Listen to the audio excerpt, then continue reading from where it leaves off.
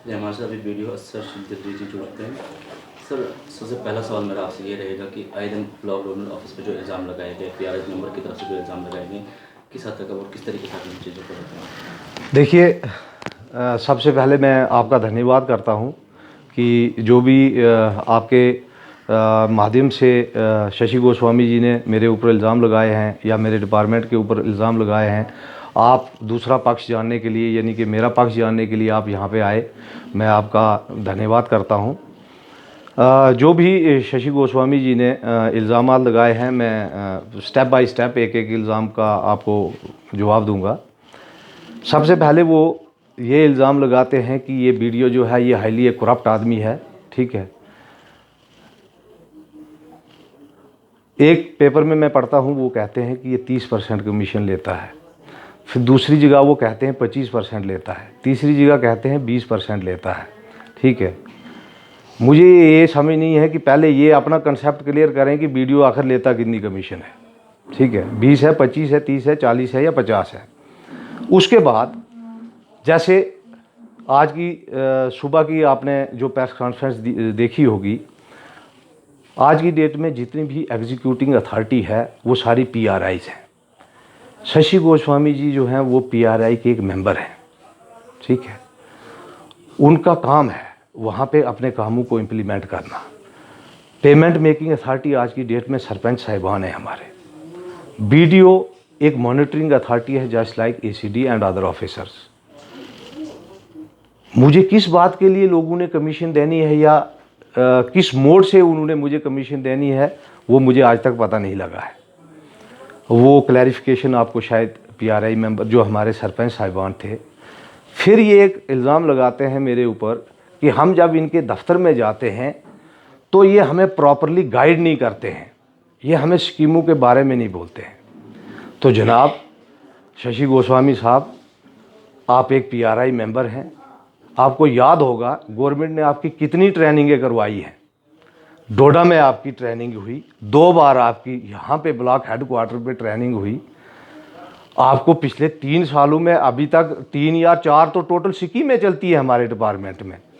आपको इतनी ट्रेनिंगों के बावजूद भी पता नहीं लगा है कि आपका काम क्या है या आपके डिपार्टमेंट में क्या स्कीमें चलती हैं, और वीडियो के पास आप क्लैरिफिकेशन शॉर्ट करने आते हो। लेकिन शशि गोस्वामी जी आज तक कभी भी इस टॉपिक पे मेरे ऑफिस में नहीं आए हैं। सर, उसके अलावा मेरा दूसरा क्वेश्चन आपसे ये रहेगा कि एक पेपर में आता है जिसमें ये बताया जाता है कि मदन सेक्रेटरी जो है उसकी ट्रांसफ़र हो चुकी है, लेकिन वीडियो असर श्री दिलजीत जी जो उसको रिलीव नहीं करते हैं। बिल्कुल, ये मैंने पढ़ा है पेपर में। देखिए, आज से तकरीबन 2 साल पहले की बात है। उस टाइम अख्तर काजी साहब हमारे एसीडी हुआ करते थे। वो मुझे फ़ोन करते हैं, वो मुझे कहते हैं कि आपके वहाँ पे एक मदन लाल सेक्रेटरी है, कोई काफ़ी सीनियर आदमी है, किसी ब्लॉक का उन्होंने नाम लिया कि वहाँ के लोग डिमांड कर रहे हैं कि मदन सेक्रेटरी हमें यहाँ चाहिए, तो क्या मैं उसकी ट्रांसफ़र करूँ? तो मैंने कहा जनाब आप कर लो, लेकिन मुझे उनकी रिप्लेसमेंट चाहिए और मुझे इक्वली उतना ही सीजनड और मैच्योर आदमी चाहिए जितना मदन लाल रैना जो सेक्रेटरी मेरे पास है। आप इसको ले जाओ, लेकिन उसकी रिप्लेसमेंट मुझे दे दो। तो उन्होंने कहा अच्छा ठीक है, मैं देखता हूँ क्या करना है। और उसके बाद ना उन्होंने मुझे कॉल की, ना उन्होंने मुझे कभी ऑर्डर भेजा कि इस बंदे को हमने ट्रांसफ़र किया है या नहीं किया है।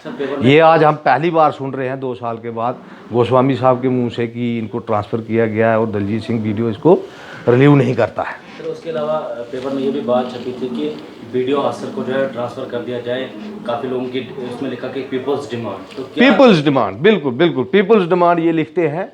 ये डिमांड किसी की नहीं है, पीपल की यहाँ डिमांड नहीं है। ये सिर्फ मुझे लगता है शशि गोस्वामी जी की डिमांड है, और प्लस इनके कोई अगर कारिंदे होंगे 2-4 उनकी। बाकी अदरवाइज़ आप पूरे ब्लॉक के मेरे 14 सरपंच हैं, बीडीसी चेयर पर्सन मैडम है, डीडीसी मैडम है, यहाँ की जितनी जनता है आप उनको पूछिएगा, ठीक है, कि वो मेरे साथ कितने खुश हैं, कितने नाखुश हैं। हाँ, रही दूसरी बात, ये कहते हैं जी इसको इतने साल यहाँ हो गए, यहाँ बैठा हुआ है। तो जनाब मैं कोई सिफारिश लगा के यहाँ नहीं आया था, ठीक है। मैं वैसे भी जूनियर स्केल केएस में, हमारी 2 साल के बाद रोटेशन होती है। तो जो ऑन कार्ड्स है गवर्नमेंट के पास, शायद मुझे 2.5 या 3 साल यहाँ हो गए। मुझे गवर्नमेंट जहाँ भेजेगी मैं वहाँ चला जाऊँगा। ये गवर्नमेंट का इख्तियार है, गवर्नमेंट मुझे कब ट्रांसफ़र करती है, जिस दिन करेगी मैं दूसरे दिन यहाँ से निकल जाऊँगा। ठीक है, मैंने आज तक, मेरी लाइफ का रिकॉर्ड है कि जहाँ पे भी मेरी ट्रांसफ़र हुई है, एक दिन मेरा ऑर्डर होता है, मैं दूसरे दिन वहाँ से चले जाता हूँ। सर एक सवाल और रहेगा मेरा आपसे कि यहाँ पे जो है बताया जाता है कि ऑफिस में जो भी पीआरआई मेंबर वगैरह जो भी आते हैं उनके साथ मिसबिहेव किया जाता है, यहाँ तक ये बोला जाता है कि हमें ये सिक्योरिटी के साथ आने के लिए मजबूर करते हैं। सर देखिए, मैं वही आपको क्लैरिफिकेशन दूंगा कि आज तक किसी पीआरआई मेंबर को सिक्योरिटी की यहाँ ज़रूरत नहीं पड़ी है कि वीडियो के दफ्तर में आने के लिए उसको सिक्योरिटी चाहिए। सिक्योरिटी बल्कि शायद मुझे लगता है कि इन लोगों को शशि गोस्वामी जी से चाहिए या हमें उनसे सिक्योरिटी चाहिए। उनको किसी वो नहीं है, वो यहाँ के दबंग आदमी हैं। वो लगभग समझ लीजिए वो बीजेपी के कुछ ओहदेदार भी हैं यहाँ पे, वो हमारे पीआरआई मेंबर हैं, वो अपने आप को सोशल एक्टिविस्ट भी कहते हैं। ठीक है, तो उनको तो किसी से यहाँ डरने की ज़रूरत नहीं है। वो तो जब मर्जी आती है नेशनल हाईवे बंद कर देते हैं 4 लोगों को लेके। ठीक है, वो तो एसएचओ को डराते हैं। ठीक है, हर आदमी को वो डराते हैं। उनकी तो मुझे लगता है पावर भी बहुत ज़्यादा है। एक मुझे याद है इंसिडेंट, यहाँ पे मंजीत काटल जी तहसीलदार हुआ करते थे, मैं उनके ऑफिस में बैठा हुआ था। देखिए अब बात लगी तो मैं ये बात इसलिए आपके सामने रखूँगा कि शशि गोस्वामी जी कितने डरने वाले आदमी हैं। मंजीत काटल तहसीलदार ने इनको एक नोटिस इशू किया था, एक नहीं काफ़ी बार उन्होंने नोटिस किया है कि ये रोड पे नाके के ऊपर जो इनका घर बना हुआ है उसके साथ 2 दुकानें बनी हुई है। उस नोटिस में ये लिखा हुआ था कि आपने ये मंदिर की ज़मीन के ऊपर कब्ज़ा किया हुआ है और आपने यहाँ पे ये मकान कैसे बनाई और ये दुकानें आपने कैसे बनाई है। Anyhow within days Manjeet ji की ट्रांसफ़र हो गई और वो फाइल शायद ठंडे बस्ते में पड़ गई। तो नए तहसीलदार को शायद इस बात का पता नहीं है। तो मैं ये भी रिक्वेस्ट करूँगा आपके थ्रू जो प्रेजेंट तहसीलदार साहब हैं कि एटलीस्ट वो मंजीत काटल जी के वक्त की जो फाइल है उसको निकाला जाए, देखा जाए कि हकीकत क्या है। सर मेरा एक और सवाल रहेगा आपसे कि तिरंगे के हवाले से जो है आप पे सवाल उठाए गए और एक उसमें ये एक इल्ज़ाम लगाया गया कि वीडियो दलजीत के ऊपर जो है देशद्रोही का इल्ज़ाम लगाया गया। देशद्रोही का के कानून के तहत इसको बुक किया जाए। देखिए हमारे यहाँ 4 या 5 अप्रैल की बात है, मार्च महीने में डीसी साहब ने एक ऑर्डर निकाला था। पहले ड्यूकाम साहब की डायरेक्शंस थी, फिर डीसी साहब ने हमें डायरेक्शन दी कि इस डेट तक, 6 या 7 अप्रैल की डेट थी कि इस डेट तक हमारे डिस्ट्रिक्ट के हर गवर्नमेंट ऑफिस के ऊपर नेशनल फ्लैग लग जाना चाहिए। मैंने एग्जैक्ट 14 फ्लैग, नेशनल फ्लैग अपने डोडा से तैयार करवाए, जो मैंने अपनी सेक्रेटरी पंचायत को दिए कि इनको आप वहाँ लगाइए पंचायत घरों में। और 3 या 4 अप्रैल की बात है, हमने यहाँ पे नेशनल फ्लैग इरेक्ट किया। उसका फ़ोटो मैंने उस टाइम खींचा और जो हमारा डिस्ट्रिक्ट एडमिनिस्ट्रेशन ग्रुप होता था मैंने उसमें भेजा। उसमें हम सारे लोग, सारे ऑफिसर्स अपने अपने सबॉर्डिनेट और अपने ऑफिस का मैप वहाँ भेजते थे विद डिस्क्रिप्शन। और डिस्ट्रिक्ट स्पोर्ट्स ऑफिसर जो हैं वो नोडल ऑफिसर थे, वो डेली बेसिस पे इस डाटा को कंपाइल करते थे ऑन द बेसिस ऑफ जो फोटोग्राफ्स हम सबमिट करते थे, उसके बेसिस पे वो डेली डीसी साहब को रिपोर्ट सबमिट करते थे। वो रिपोर्ट आज भी वहाँ जिंदा होगी। ठीक है, 3 महीने से यहाँ बिल्कुल झंडा लगा हुआ था, सब लोगों ने यहाँ देखा है, पीआरआई मेंबर, सरपंच जितने आते हैं। लेकिन पिछले 1 हफ्ते से वो झंडे की जो पाइप है वो नीचे गिर जाती है और बड़े आराम से उसको रखा जाता है। जिस दिन पहले दिन ऐसा एपिसोड हुआ, इन्होंने मुझे कहा जनाब ऐसे हुआ है। मैंने कहा यार बंदर शंदर आए होंगे, हवा हुई होगी। जिस दिन आपने वो इनका इंटरव्यू लिया उससे पहले दिन भी वो गिर जाती है पाइप और बड़े आराम से पड़ी हुई है। कहीं ना कहीं जो है फंसाने की तीसरे दिन देखिए कहीं ना कहीं ये कंस्पिरेसी है। खाली एक वीडियो को दलजीत सिंह को बार बार नाम कहा जाता है, दलजीत सिंह मुझे टारगेट कर रहा है। ये आदमी क्यों कर रहा है ये भगवान जानता है या ये जानता है। ये उस दिन जिस दिन आपने इनका इंटरव्यू लिया उस दिन भी ये 3rd टाइम होता है कि हमारे पाइप गिरती है। जब इन्होंने इंटरव्यू दिया उसके बाद हमें ये लगा कि यार अगर बंदर इस पाइप को गिराते होंगे तो वो झंडा को इतने आराम से उन्होंने सेफली क्यों रखा हुआ है। आप सब लोग बंदरों से वाकिफ़ हैं, बंदर क्या करते हैं चीज़ों के साथ, लेकिन झंडा बिल्कुल इंटैक्ट है। और आपको जो इन्होंने यहाँ पाइप दिखाई कि देखिए जनाब यहाँ झंडा नहीं लगा हुआ है, वो झंडा जो है उसके ऊपर 15 अगस्त पाइप जो है उसके ऊपर 15 अगस्त और 26 जनवरी को झंडा होस्ट किया जाता है by our respected BDC chairperson madam. उसके अलावा मेरा लास्ट क्वेश्चन आपसे रहेगा कि आपके ऊपर जो है देशद्रोही का बोला गया है कि जी हाँ, अपनी डिस्ट्रिक्ट एडमिनिस्ट्रेशन या अपनी जो आपकी एडमिनिस्ट्रेशन है उससे क्या डिमांड कर रहे हैं, क्योंकि आपके ऊपर इतना बड़ा इल्ज़ाम लगा है। देखिए मैं इस चीज़ को बिल्कुल इनको क्लियर करना चाहूँगा।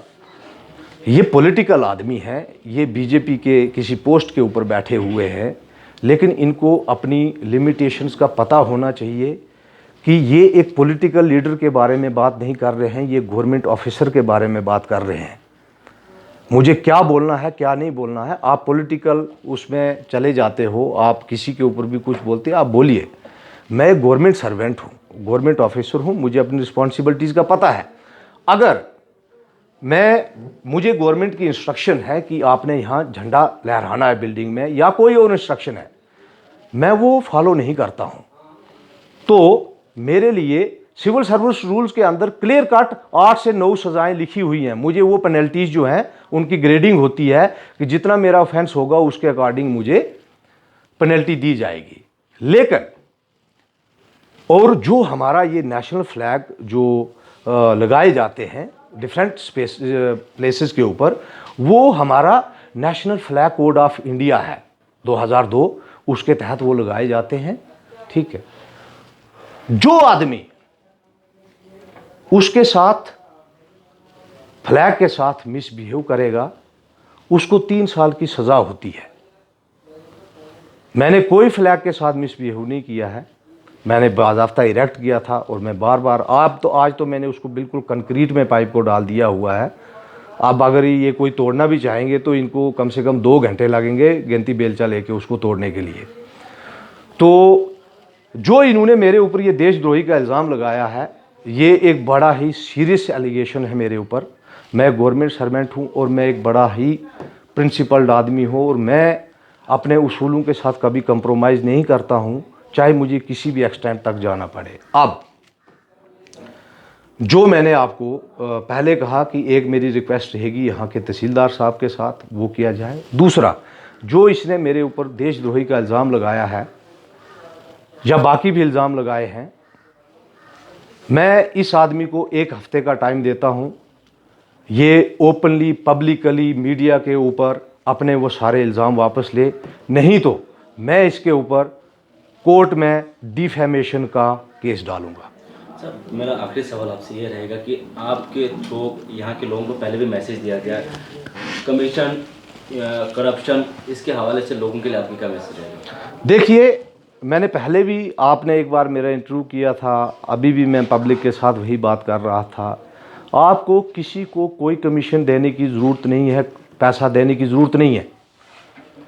मैंने सार्वजनिक रूप में अपना फ़ोन नंबर सबको दिया हुआ है, यहाँ के लोगों को आपके थ्रू भी दिया हुआ है। आपको कहीं भी किसी स्टेज पे कोई बंदा प्रॉब्लम क्रिएट करता है, मेरा मुलाजिम है, PRI मेंबर है, आप डायरेक्ट मुझे एक छोटा सा SMS कीजिए। 24 घंटे मैक्सिमम 48 घंटे की एश्योरेंस मैं आपको देता हूँ, वो क्लियर हो जाती है। बहुत बहुत शुक्रिया सर। Thank you.